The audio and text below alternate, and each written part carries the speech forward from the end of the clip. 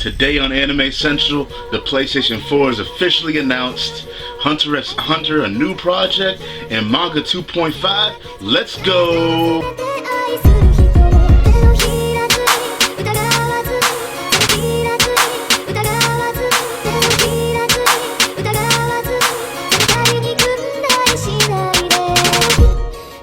Hey, how's it going, everybody? This is AnimeCenTruL, where anime comes to life. I'm your host, HunterxHunter, like always. Welcome to the segment Anime, Manga, and Gaming News and Recommendations.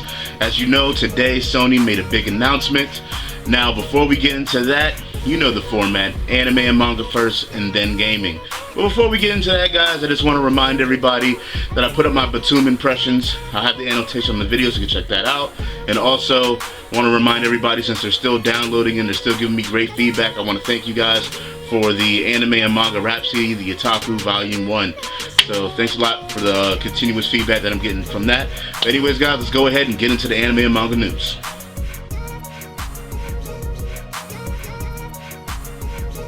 First on anime and manga news, we talk about Manga 2.5. Manga 2.5 is debuting with animation, English voice acting, sound effects, motion, and coloring. Now, personally, I like to call this the evolution of manga. It is definitely a new way to experience it. Distribution service launched on Tuesday, and right now they're only issuing 2 different mangas. You can check out the details in the link in the description. Viz Media streaming service Neon Alley is now available on Xbox 360. In the latest issue of Shonen Jump, they teased us with an upcoming HunterxHunter project. They are to announce this new project this year in 2013. Guys, you can find more detail in the link in the description. In other anime and manga news, Blast of Tempest manga is ending next month. Evangelion 3.33 You Cannot Redo is due to ship on April 24th. But that is actually not the news. The release will actually feature Studio Ghibli's Giant God Warrior short film to be released with it. This is pretty cool, guys. I definitely do want to check that out, as well as Evangelion. Also, the live-action HxxxHolic TV show, the first 5 minutes are actually being streamed. You can check it out in the link in the description. Okay, guys, that's it for the anime and manga news for this week. There really wasn't too much notable news or info really brought out there for this week, but hey, we got some good stuff for you in gaming news, so let's get that started. Today, Sony had their new PlayStation conference. The PlayStation 4 has been officially announced, and the PlayStation 4 is going to be coming out this holiday season. During their conference, they showcased off games, tech demos, and the new DualShock 4. Unfortunately, they did not talk about any pricing, and they actually did not show the hardware itself. The controller will have a touchpad. They changed the analog sticks, the button placing with the triggers, a move light bar on the top of the controller, a headphone jack at the bottom of the controller, as well as the system having a camera, a stereo camera, to track the controller. Show gameplay from a game called Knack, which looked pretty cool. Also stated that you'll be able to play your digital titles as you are downloading them.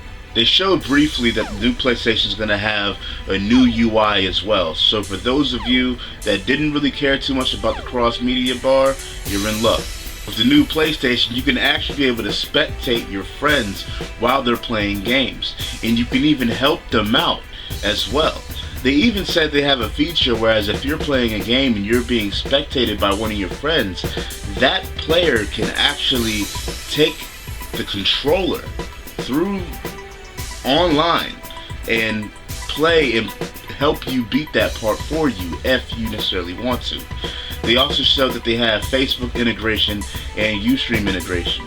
So when you share, you can actually record or take screenshots of any gameplay footage or whatever you're doing and upload it. And they also, since Ustream is involved with it, it begs the possibility that you might not even need an HD PVR anymore when it comes to the PlayStation 4. You might be able just to go ahead and stream your live commentaries online if possible. And if that's true for console gamers, that is definitely a game changer.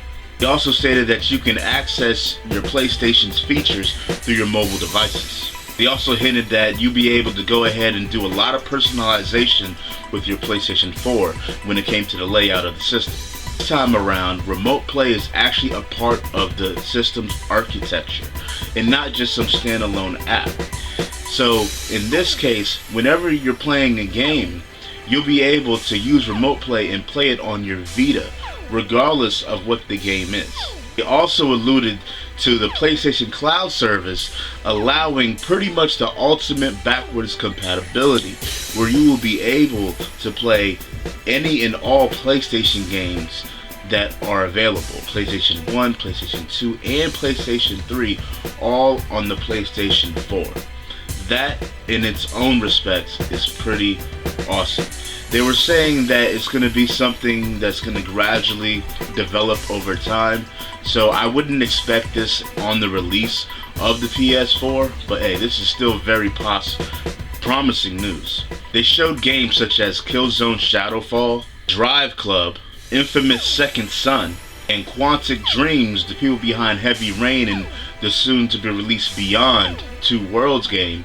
They showed their possibilities as far as the power of the PlayStation 4. Media Molecule came to the conference as well, and they were showcasing sculpting for artists and a lot of developers, showing that with the PlayStation Move, they've really grown to have a newfound respect for it, and with the PlayStation 4, they are able to really help artists bring their dreams to life, in a sense. PlayStation 4 is going to have a massive third-party support, and that's awesome.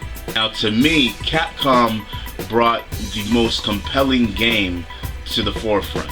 A game that was a working title called Deep Down. This game looked amazing. From what I've seen, it looks astounding. I can't wait to see some more gameplay footage of this game. It reminds me of a game like Demon Souls.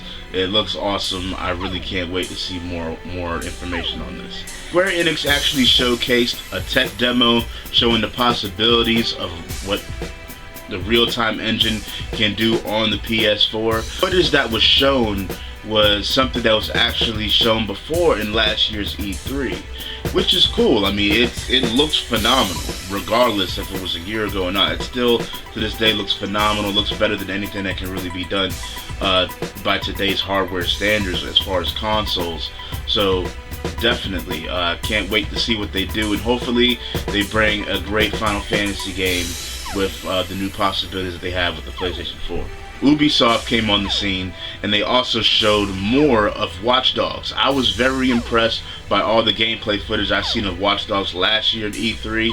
So this time around, when I saw it, I was like, okay, I know I'm in store for something special, and they did not disappoint. It looked even more promising than ever.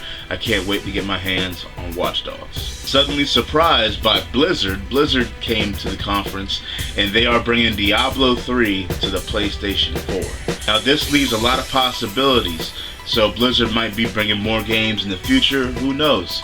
Maybe this shows a lot of possibilities that really could happen in the future with an agreement between Sony and Blizzard. And lastly, they showed Bungie's latest title, Destiny. They stated that Destiny will be released on the PS3 and on the PS4. It looks like a very promising game from the guys that are the masterminds behind the original Halo titles, guys. This is something to look forward to for any console gamers, first-person shooters needs. On the 14th, Nintendo had another Nintendo Direct conference, calling 2013 the year of Luigi. In their conference, they stated that Mario and Luigi RPG will be coming to the 3DS, as well as Donkey Kong Country Returns coming to the 3DS. And Nintendo confirms Pokemon Rumble Wii U-ware will be available in the near future. In other gaming news, Fumito Ueda has stated that Last Guardian is still under his supervision. Last time we heard that he actually walked out on the project, but he is still working on it as time goes on. Now, a lot of people say that this game will never release, but I still have high hopes that it will, because I definitely am looking forward to The Last Guardian, especially after such a great classic in Shadow of the Colossus. Recently, there was an Ultimate Ninja Storm 3 trailer released that showcased many of the ensemble cast that will be in the next Naruto game. You can check out the link in the description. Recently confirmed, the next Batman Arkham project will be released in 2013. Sony's upcoming exclusive from Naughty Dog, The Last of Us, was recently delayed. It was delayed to June 14th. I, for one, can't wait for this game. It looks amazing. Ever since we first saw the E3, I definitely cannot wait for The Last of Us. Recommendation. Alright guys, that's it for the anime, manga, and gaming news for this week. Next week it will be on Tuesday like usual. And I do want to remind everybody to check out your daily and weekly anime deals on Amazon.com and WriteStuff.com. Always want to make sure you're be aware of those deals, guys. Also, I want to remind everybody to check out the Anime Rap CD, the Otaku. I have the annotation on the screen, as well as check out my Batum impressions. They go in just as well as my One Piece impressions, guys. Okay, guys, this week's recommendation is none other than Sword of the Stranger, guys. This is a gorgeous movie. I love the animation in this movie, the music, the characters, the story is very compelling.